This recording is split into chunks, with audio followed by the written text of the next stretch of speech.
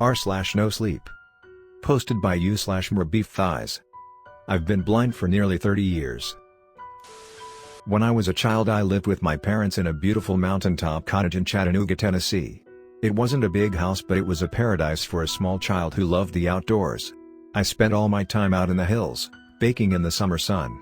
The mountaintop was a small, tight-knit community, and my parents wouldn't bat an eyelash if I would leave the house at first light and not come home until after dark. They knew I was safe, and frankly, were probably glad to have some peace and quiet in the house. My childhood days of adventuring came to a sudden end a week after my 11th birthday. That morning, over our breakfast cereal, my dad had told me the circus had come to town and overnight had erected a massive red and yellow tent just outside of the baseball field in the valley below. My mouth hung slack-jacked over my Rice Krispies. Chattanooga was a decently sized town, but outside of the baseball field, the aquarium and the great outdoors, there wasn't much for a kid to do back then, so when my dad offered to take the family to the circus that weekend as part of my birthday celebration, I couldn't believe it. I made sure the hug I gave to my dad every morning lingered a few seconds longer that day before I ventured out onto the mountaintop forest. I ran through the forest, legs pumping like pistons. I was so excited. The circus. How lucky was I to have such a good dad? I finally reached my destination, a tall pine that rested on an overlook that jutted out over the valley below. I was going to get a glimpse of that circus tent. I don't remember anything else that day. I still wonder if I ever got a brief glimpse of that tent. From what I was told, a branch snapped and I fell about 35 feet onto the rock outcrop below, knocking me unconscious. When I didn't come home that night, my parents called the police. Eventually they found me broken and bloodied and still unconscious. A few days after that I woke up in the hospital, and a few moments after waking up I realized I was blind. I hit my head on that rock outcropping in just the right way to knock loose something in my brain and, just like flicking a switch, I lost my vision. My world that was once filled with green trees, brown dirt and blue skies was now enveloped in a complete and utter blackness. The next few years were hard, very hard, but like all things, you get used to it. You adapt, you learn new things, you find new passions and carry on with life. I say all of that to tell you I'm 40 now. I've been blind now for most of my life. I've grown and adapted, and after several years I finally feel like I'm able to be happy with my life. I have a job, I work at a school for the blind, several friends, and I live alone in a house that I have finally been able to buy after years of saving. Things have been going well for me, really well actually. After all these years in the dark, I finally feel like my feet are back up under me. I finally feel at peace with my life and the circumstances I've found myself in. I finally feel like I'm back in control of my life. I'm a completely capable adult. Or I felt that way until this week. It all started on Monday. I had a shit day at school. A real stinker. Kids were assholes, my boss was an asshole, the weather sucked. Just an all-around bad day. We all have them. As soon as I got home that day I was going to get into bed and go to sleep just to put this day behind me. And that is what I started to do.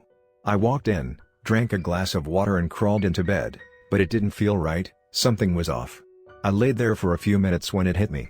My bed was warm when I crawled in, only on one side, as if someone had just gotten out of bed moments before I walked in the room.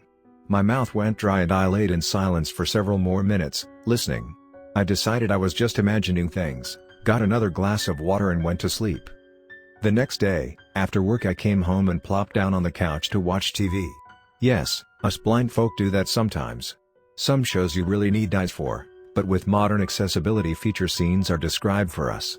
It's pretty cool. It's like having a robot read a screenplay for you, kinda weird to get used to, but it's better than sitting in silence. So, I'm sitting there, not really listening to the TV, more zoned out than anything when I notice I'm feeling heat.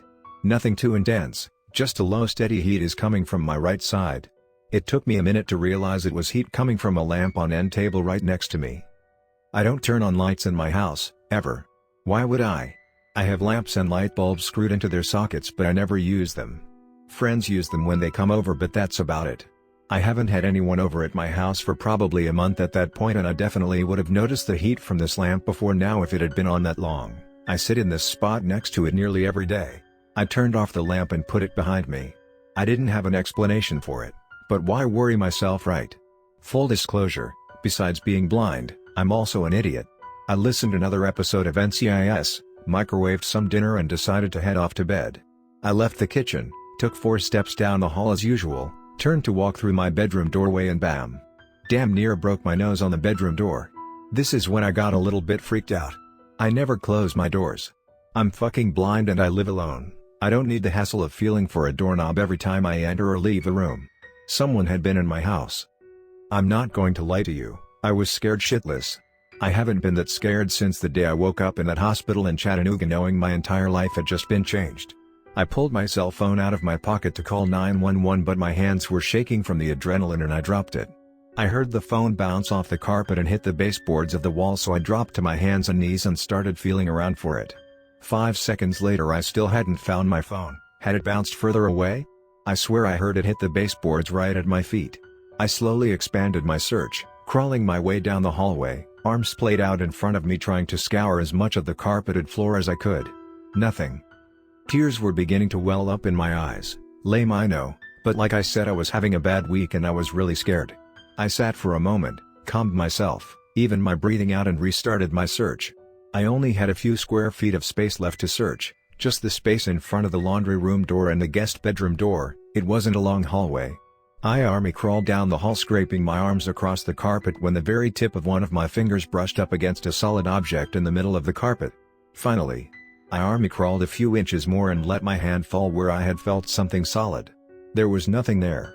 Confused, I crawled a few more inches and tried again. Nothing. I crawled a few more inches and reached my hands out again. My right hand fell on something. Too big to be a phone. I gently rubbed my hand across its surface.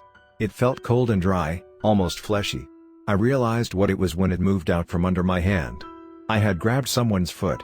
I screamed and threw myself backwards, struggling to regain my feet. My legs had turned into jelly. I collapsed onto the ground and listened, legs pulled up to my chest ready to kick out at any noise within striking distance. I'm not sure how long I was on the ground, it felt like forever. After a while I slowly got back up to my feet. I stood still and listened to the air. I couldn't hear anything but the wind blowing through the trees in the backyard and the hum of my air conditioner, but I could feel someone staring at me.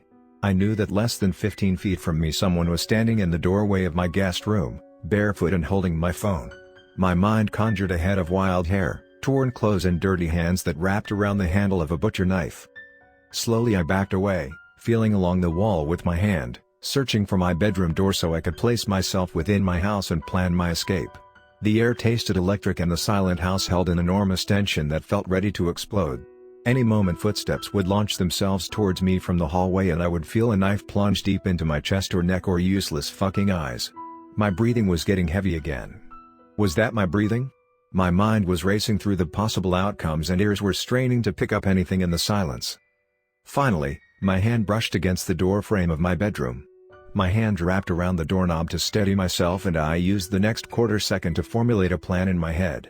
Turn around 180 degrees. Take 4 steps. Turn left. Take 5 steps. Door should be there. Unlock door, leave house.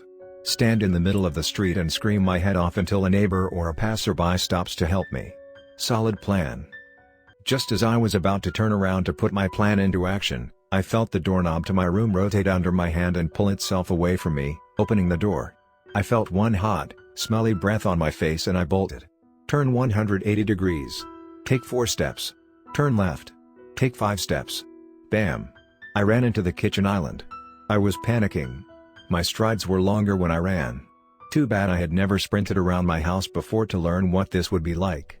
I reached onto the island and grabbed my knife block and pulled out the first knife I could find. I put my back to the kitchen counter and swung the knife wildly in front of me. I shuffled my way around the kitchen island, feeling my way towards the door when I felt a finger poke me in the forehead and muffled laughter as I slashed the air wildly around me, inching closer and closer to the door. I found the doorknob and pulled the door. It was locked. Fuck, I had forgotten about that. It wasn't a problem, but it delayed my exit by another 2 seconds. Just long enough to hear a knife slide out of the knife block on the kitchen island. I exploded out of the house and ran into the street screaming. I can't remember if I was screaming for help or if I was just plain screaming, but it wasn't even a minute before a woman's voice called out to me. "Sweetie, it's okay, drop the knife. It's okay, I can help you." The woman sounded like she had just smoked about 3 packs of Marlboros or her throat was filled with gravel. "It's okay, she cooed." I lowered the knife and listened to the woman as she approached. I've been blind for nearly 30 years. I know what things sound like. I can tell what kind of cars are on the road by the sound of their tires. I can pick out and isolate specific sounds in a loud room. I know what it sounds like when people walk with shoes or sandals or boots or bare feet. This woman walking towards me had bare feet.